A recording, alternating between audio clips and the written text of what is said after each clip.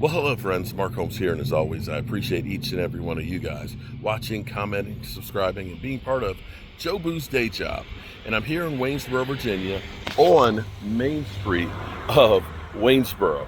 And if you look up here, you will see what was at one time a mine turned into a trash dump, which is now turned into an incredible sunset park where you can watch the sunset over the city, and it is absolutely beautiful. And even down through here, this is the heart of Waynesboro. Now, for those of you who know me from the red brick house, if you see the trees that are right over there, that's where the red brick house is, really, really close. The historic cemetery right there. For me, historic preservation is something that has always been really, really important to me.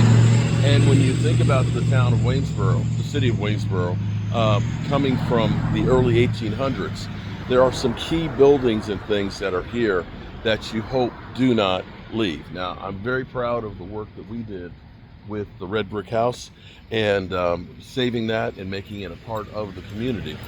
And downtown here, we have right here what was known as General Wayne's Hotel. Now, this hotel, built in the 1920s, and I think up and running until about the 1970s, has been owned by Fishburne Academy, which literally is everything on the other side of this. They didn't do anything with the building, as far as I know, and in recent years have since sold it to a developer. The developer, we found out, has actually got plans to restore this and turn this into apartments. And looking at the architecture up on here, looking at the giant dental molding, the building is in disrepair and does need a lot of major work done on it, but it's going to be really, really exciting to see this building come back to life.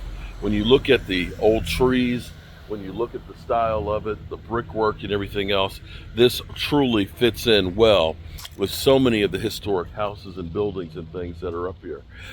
If you were to go down here further, there's other buildings in here that I would love to be able to see them repurpose, and hopefully them working on this one, getting the apartments and things done, will continue to help revitalize this downtown community, because it is absolutely beautiful, and there's some magnificent buildings that are here.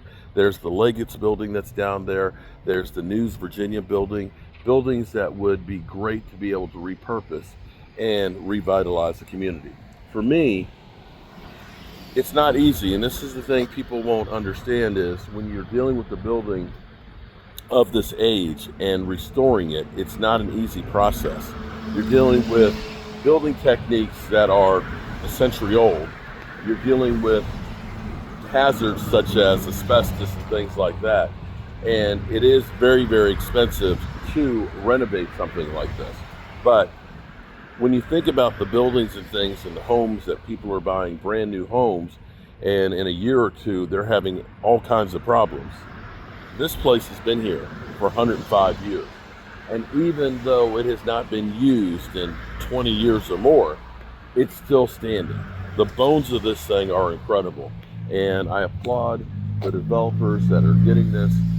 They're the same developers that took the prison in Stanton, Virginia, and revitalized that and made them into some incredible homes. So I look forward to watching all of this as it goes through.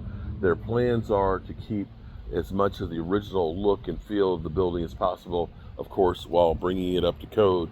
You know, I know it's going to end up being new plumbing, HVAC, new everything, electrical is what it's going to take to really bring this around. And it's not going to be something that's going to be able to be done overnight, but having this will be a nice key. When you look at the church, the Good Shepherd Church that's over there, you got the funeral home, and of course we have another historic building over here that the funeral home owns, but I think they're literally waiting for it to fall to the ground. Unfortunately, when you're in a historic district, you can't just say, I'm going to tear this down and start all over. Unless it's at the point of where it's falling to the ground, that's the only way that you're actually able to remove it. So you just kind of let a place go into disrepair to the part where it's basically condemned, and then you can tear it down. Sad way, because you're watching pieces that are slowly disappearing. There was another house that was a historic house that was the same type of deal. I believe it was this corner right here, that had gotten to that point where they end up using it for fire training, and that piece is gone. Several of the houses, surprisingly, most people don't realize, are actually really old historic houses, and several of them have been owned by the Bushes. The Bushes, who of course sold the land to William Brown for the red brick house. So all of these things are all intertwined in the city's history. Shout out to Waynesboro, and shout out to the developer for getting this together.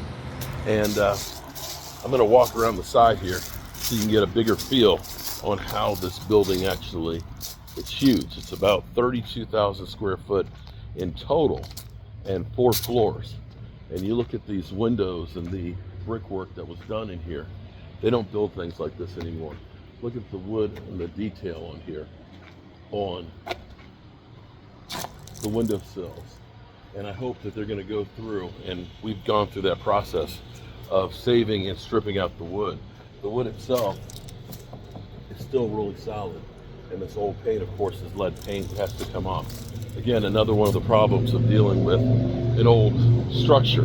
Now, I believe this may be the kitchen area. This part of it right here, I think, is going to be removed because this was added on later. This was the kitchen and the dining area that the roof is basically collapsed and is going to be started over. You can see all the electrical lines have been cut and basically rusted out. All of that's going to have to be redone, of course, but it'll be an interesting project. And as I was saying, this is Fishburne Academy. Oh, yep, that would be the kitchen. You can see the hood right there. So all of this section is going to be removed, and they'll keep the taller sections up in here. This, and it carries on across, and you can see this will all stay. So this is the portion that will be removed, this lower section, and it looks like you can see that the roof has collapsed off of it. So all of this will be saved. You can see how much detail has been broken out, and I love the dormers on top of this. This is a really, really neat building. And in the heart of downtown, in a place that definitely needs more housing.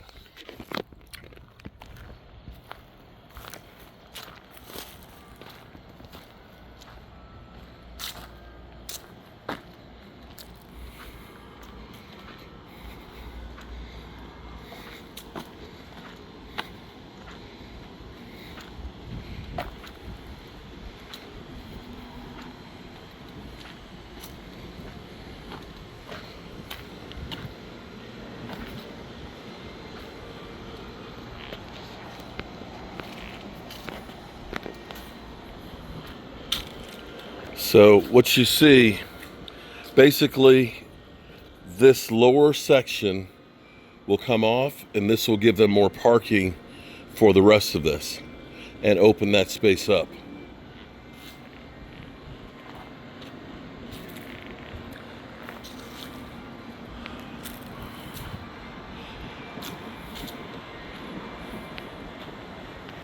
I'm just so happy about this. This is incredible. Alrighty, good people. I'm Mark Holmes, and I appreciate you guys, and I hope you have a magnificent day.